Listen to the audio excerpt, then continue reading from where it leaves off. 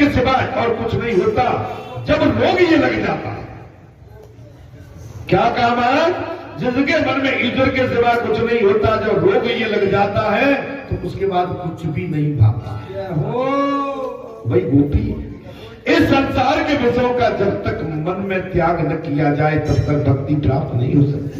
सच्चा त्याग कबीर का, सच्चा त्याग कबीर का, और मन से दिया, सच्चा त्याग कबीर का, मन से दिया उतार।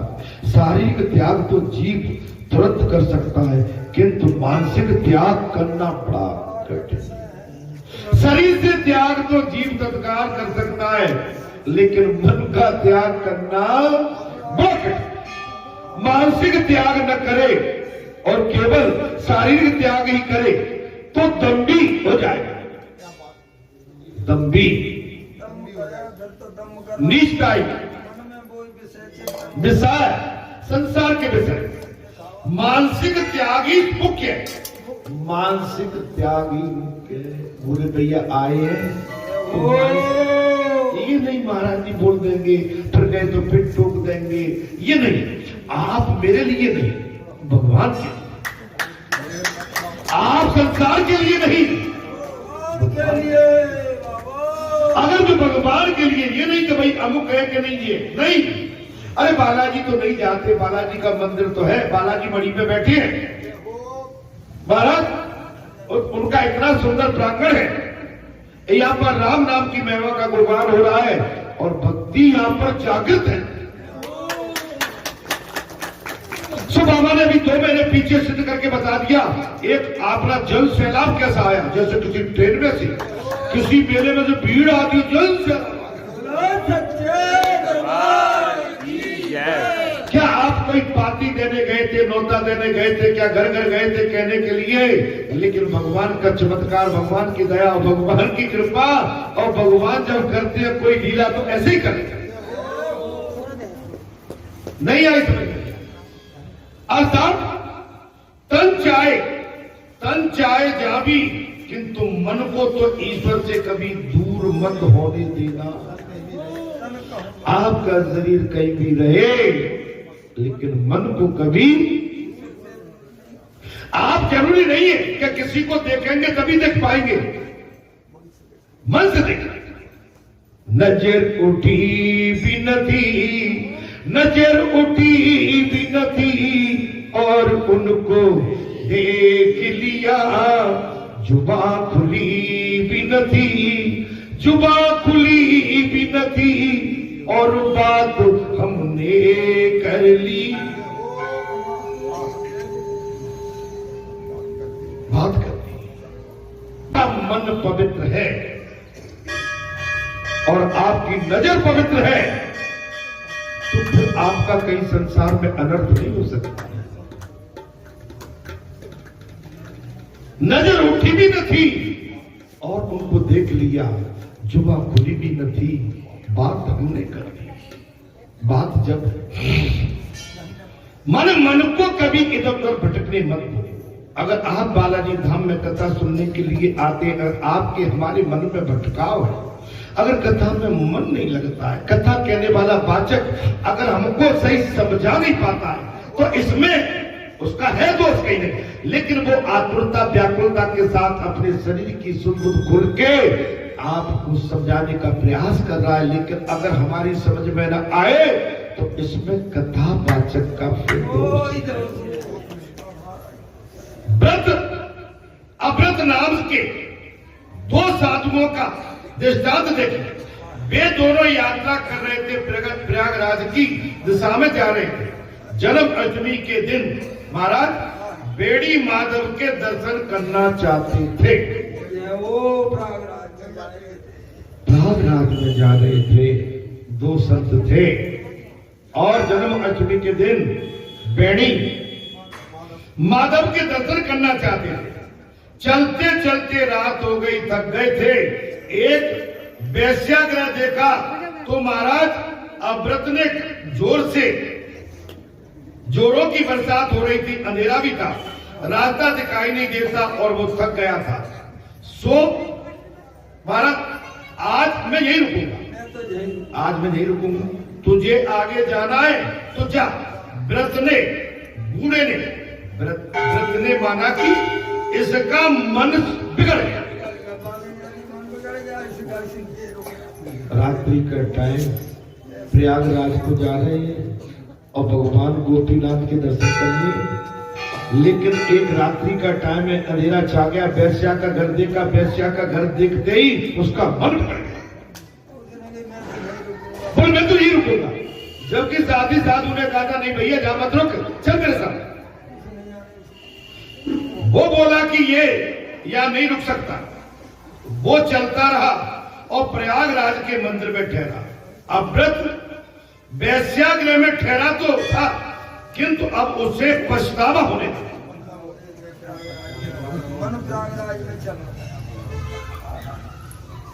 ठहरा तो था लेकिन पश्चाताप होने लगा। वो अपने आप को कोसने लगा कि हम कहां फंस गए। अरे राम राम, हम कहां फंस गए, धिक्कार है मुझे, मैं कैसा शूद्र, हतभागी हूं, शूद्र माने नीच, कि जन्माष्टमी के दिन कृष्ण के मंदिर में ठहरने के बदले मैं वैश्या के घर रुके। पिता को समझिए, पछता रहा है। मेरा मित्र व्रत कितना भाग्यशाली है कि इस समय प्रभु के मुखार बिंदु का दर्शन कर रहा होगा, मंदिर में उत्सव हो रहा होगा। महाराज कितना वैष्णव लोग प्रभु का दर्शन कर रहे होंगे, वहां भजन कीर्तन आरती बंदन चल रहा होगा, कितना भव्य और पवित्र वहां का दृश्य होगा। इस प्रकार अव्रत वैश्यागृह में था, किंतु उसका मन तो बेड़ी धाम के पास।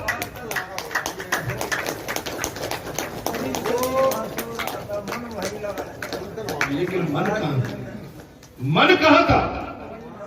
मंदिर में आरती हो रही होगी, बड़ी तमन्ना से वो मन को ही मन जन्माष्टमी का पवित्र प्रसंग निहारा। वहां पर जन्माष्टमी का महा उत्सव इस प्रकार चल रहा होगा, भगवान का पालना गल गया होगा, भगवान का अवतार होने वाला है, और उस पालने में मावा मिष्टी मिष्ठान मिश्री दूध मलाई और चमर और पालना महाराज झुला रही है। उधर मंदिर में बैठा हुआ व्रत भी पछताता रहा। क्यों? वो सोच रहा था कि ये इतने कष्टों को झेलकर या क्यों महाराज जग मारने के लिए मैं, अब वो पछता रहा है। बोले मैं इतनी बरसात थी वो तो रुक गया वहां, और मैं इतनी अंधकार रात्र में आके भीड़ भड़के में आके, और वो पछताने लगा। बोल मैं जग मारने आया हूं या मेरा प्रिय मित्र सौंदर्यवती वैश्या के साथ की।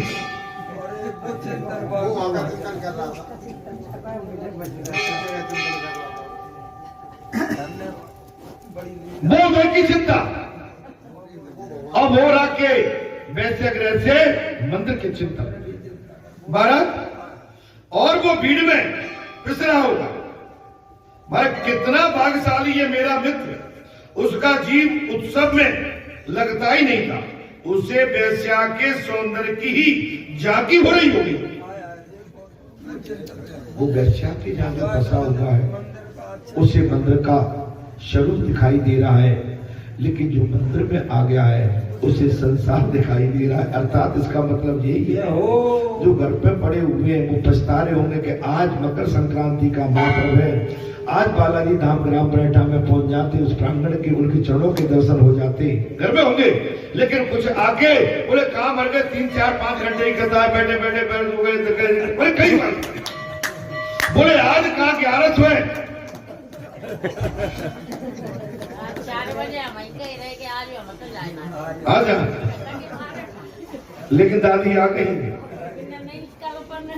अब दादी घर वाले तो पकड़ के रख लेते, मैंने चिंता होगी अब आपकी, जहां से जाओ तो ऐसे अभी मुंह मना के आपके चेहरे पे कितनी खुशी आ गई। आप जब आई तब आपके अब देखिए आपके चेहरे पे खुशी है, तो जब यहाँ से जाओगे तो बताना कि हम बालाजी के प्रांगण में उनके दर्शन करने जाते हैं मंदिर में, हमारा चेहरा प्रसन्न होके आता है। ठीक है, कहाँ चले थे राकेश? यहीं के ही जी।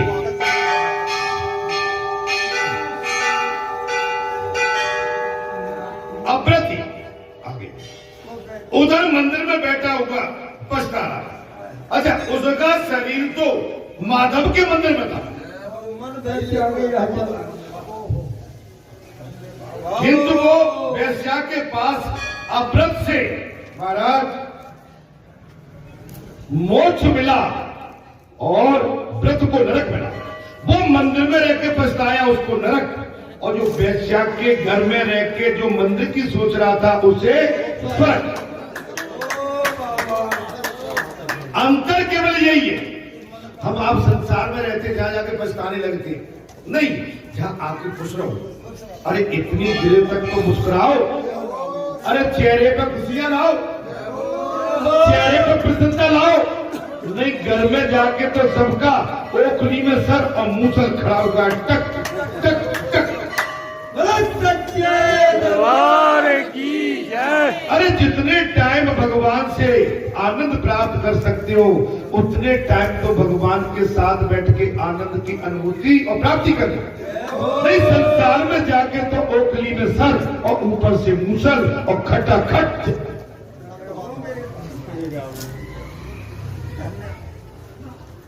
अरे मुस्कुराते हो भाई। अब मुझे कभी ये पता नहीं पड़ता, आप खुशी में सुनते हो कथा कि मुझे कहीं ऐसा, मुझे आपके चेहरे देख के कभी कभी डर लगने लगता है कि शायद मैं गलत तो नहीं कह रहा हूँ, ठीक तो कह रहा हूँ मैं। नहीं तो भाई लीपा पोती करना मुझे आती नहीं साथ। अप्रति को लेने के लिए भगवान ने बीमार भेज दिया। जो वैश्या घर में बैठा था भगवान के पास मंदिर में नहीं आ पाया। आज मकर संक्रांति का महापर्व, लेकिन जो पछता रहे कि आज मंदिर में नहीं जा सके, उनके लिए बैकुंठ से बीमार भेज दिया। और जो मंदिर में आके जो पछता रहे थे वो तो आनंद कर रहा होगा, वो तो बढ़िया उस घर में, वो बार बार उस शब्द को कह रहे मुझे ठीक नहीं लगा, उसको नरक में जाना। महाराज किंतु वासना सुख और सोचना उसे नरक में जाना पड़ता। जो सुख की सोचता है, वासना में लिप्त रहता है, धन चक्कर में, माने एक हमारे यहाँ सबसे बड़ा रोग पैसे का बहुत लग गया। पैसा होना चाहिए, मैं पैसे घर में न हो उसके विरोध में नहीं हूं, लेकिन इतना न हो जाए कि पैसे की आसक्ति और भूख इतनी बढ़ जाए कि हम जो है अच्छे बुरे का ज्ञान भी भूल। धन आवश्यक है, धन सब कुछ नहीं है, आवश्यक है, लेकिन सब कुछ नहीं है। सब कुछ तो आपका किया हुआ सत्कर्म है, धर्म है, आपका सुंदर विवेक, सुंदर चरित्र और पवित्रता से आप जो इस धरती माता पर ठहर के रुक के काम करते हैं, वो सबसे बड़ा धर्म, सबसे बड़ा धन है। धर्म भी है और धन भी है, उससे बड़ा धन कोई नहीं। केवल देह शुद्धि नहीं, मन शुद्धि आवश्यक है। हम नहा धो के आ जाएं, बढ़िया सुंदर कपड़े पहन के आ जाएं, चमकते हुए सितारे की तरह आ जाएं, और मन शुद्ध नहीं है तो आपकी देह शुद्धि से काम नहीं बनेगा। मन शुद्धि आवश्यक है। और मैं तो ये कहता हूं हमारे नवयुवक, आप तो हमारी इस राष्ट्र की बहुत बड़ी धरोहर हो। अगर आप अपने सनातन के लिए जागृत नहीं हुए, आपका कथा में मन नहीं लगा, आपका पूजा में मन नहीं लगा, तो समझ लो कि आपका मार्ग कहीं ना कहीं अवरुद्ध हो रहा है, आप कहीं ना कहीं भटके हो। आप एजुकेशन प्राप्त कीजिए, आप बढ़िया से बढ़िया एजुकेशन प्राप्त करिए, लेकिन इसके पश्चात अपनी विवेक और बुद्धि से सनातन और वेद शास्त्र का भी ज्ञान अर्जित करिए, जिससे हमारी राष्ट्र की धरोहर सुरक्षित बनी रहे, हमारे राष्ट्र की संस्कृति सुरक्षित बनी रहे। हमारे आज का नवयुग केवल मोबाइल में लगे रहते हैं। ट्रेन में जाओगे तो मोबाइल, प्लेन में जाओगे तो मोबाइल, और मैं कहता हूं कि इसमें है क्या चक्कर, मोबाइल से बचिए। और जिसमें जी आपका फेसबुक और व्हाट्सएप वगैरह क्या क्या चल रहा है सब, उससे बचो, उससे बचो। उसमें गंदी हरकतें हैं, गंदी मार्गदर्शन है। उसको देखने से मन मैला हो जाता है कि इसको गदा से कूट के तोड़ दिया जाए। और किसने इसमें ये चित्र डाला था उसका बिल्कुल हाथ मरोड़ दिया। इससे बचिए जी, हमारा कल्याण नहीं कर सकते, हम मार्ग से भटक जाएंगे। ऐसा हमने कभी दुनिया में देखा नहीं भैया।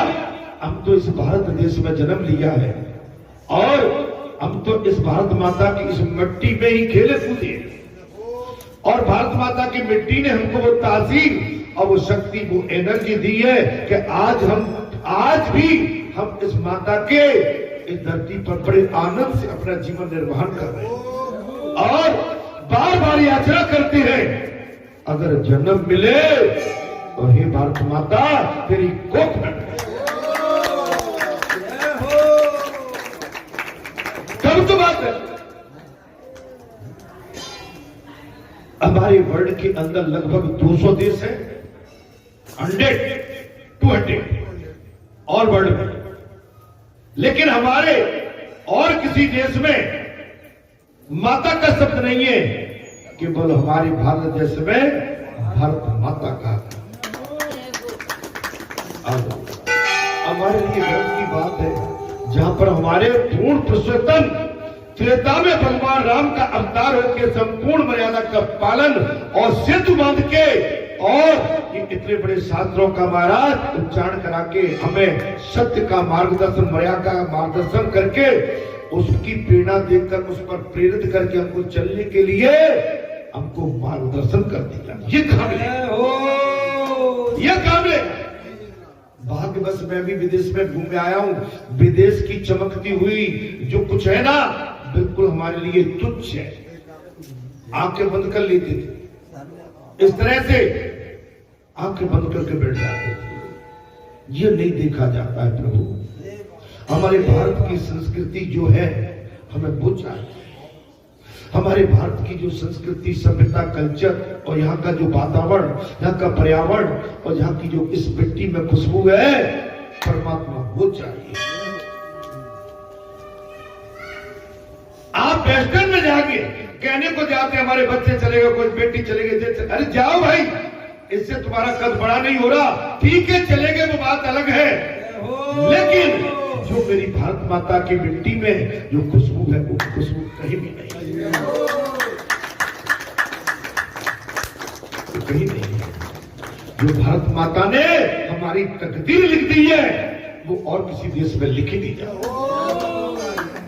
मर्यादा है, संस्कृति है, भाव है, भावना है। यहाँ पर 6 ऋतुयां हैं, 6 ऋतु। भारत जैसे देश के अंदर 6 ऋतु हो, मानवता है, माता बहन बेटी। अरे भाई, मानव की तो बात क्या करें, या तो पत्थरों की भी पूजा की, या गौ की, पेड़ की, पौधे की, तुलसी की या वृक्षों की पूजा होती है। ऐसा कहीं नहीं है, ऐसा कहीं नहीं है। बोलो सच्चिदानंद भगवान की जय। ऐसा कहीं।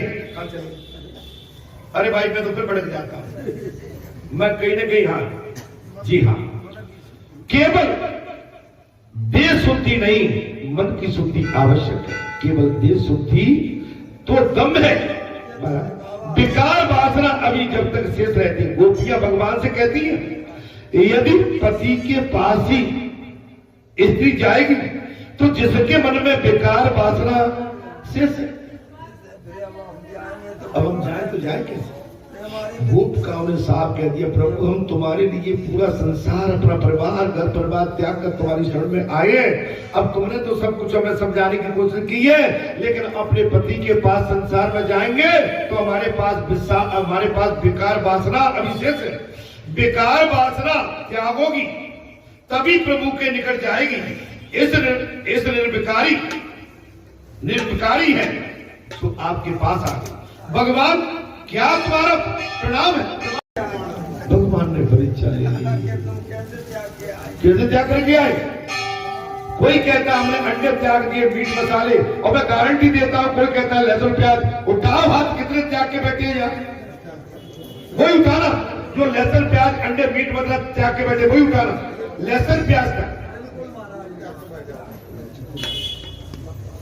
कम है। मैं तो सोच रहा था 100% बात आना, 100% बात आना। अगर शुद्धता के मंच पर, शुद्धता की पीठ पर बैठ के अगर हमारे अंदर आचरण सुनने के बाद, कथा सुनने के बाद अगर हमारे अंदर ये भावना नहीं जागी तो बेकार। भगवान क्या प्रमाण है तुम्हारी निर्विकारता की? भगवान ने गोपियों से पूछ लिया तुम निर्विकारी हो, क्या प्रमाण है इस बात? तो अभी हमने वही तो कहा भाई, हमने क्या बुरा किया? हमने भी वही कहा। लहसुन प्याज मीट मदरा अंडे किसने त्यागे हैं? तो 50% वाले हैं अभी।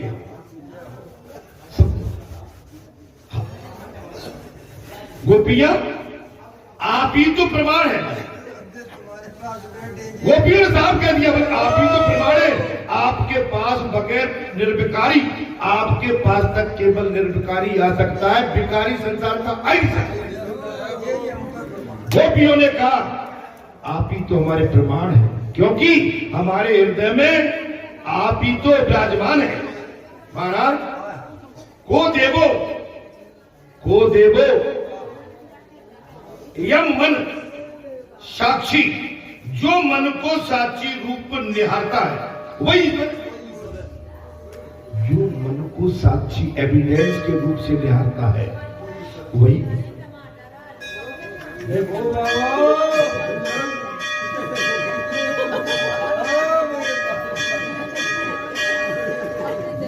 जो मन को साक्षी रूप निहारता है वही ईश्वर।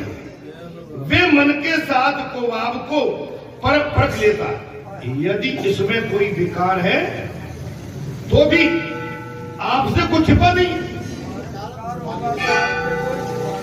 हे प्रभु, यदि हमारे मन में कोई विकार है तो आप अंतर्यामी हैं, आपसे कुछ छिपा नहीं है। आप महाराज, हम निर्विकारी हैं।